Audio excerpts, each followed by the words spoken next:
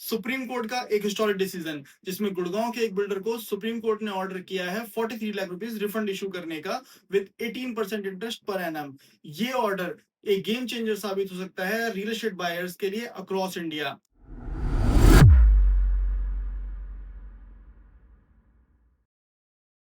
Hello friends, मैं हूं आपका होस्ट मनीष और आज हम बात करेंगे सुप्रीम कोर्ट के एक हिस्टोरिक डिसीजन के बारे में। केस की कहानी बहुत सिंपल है।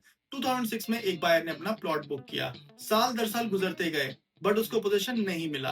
कंज्यूमर कमीशन ने रिफंड इशू करने का ऑर्डर दिया with interest of 9% per annum.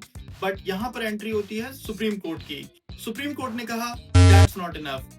अगर बिल्डर बायर से लेट पेमेंट के लिए 18% रेट ऑफ इंटरेस्ट चार्ज करता है तो बिल्डर को भी सेम रेट ऑफ इंटरेस्ट देना होगा at the time of refund. Court ने एक क्लियर प्रिंसिपल एस्टैब्लिश किया इक्वालिटी एंड फेयरनेस का। मतलब जो रूल बायर्स के लिए हैं वही सेम रूल बिल्डर्स पर भी अप्लाई होंगे।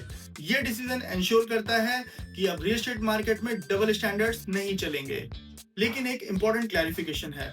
सुप्रीम कोर्ट ने कहा ये 18% रेट ऑफ इंटरेस्ट हर केस पर एप्लीकेबल नहीं होगा। ये डिपेंड करेगा केस की सीवियरिटी, बिल्डर के कंडक्ट और फैक्ट्स पर।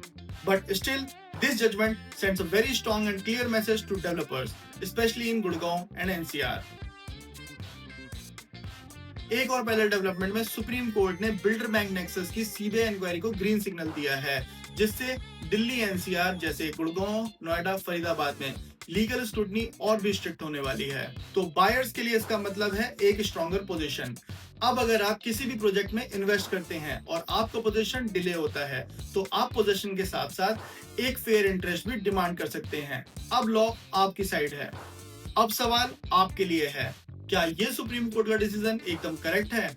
अपने व्यूज कमेंट में बताइए और साथ ही साथ गुरु की रियलिटी को सब्सक्राइब कीजिए for all the important future updates. Thank you.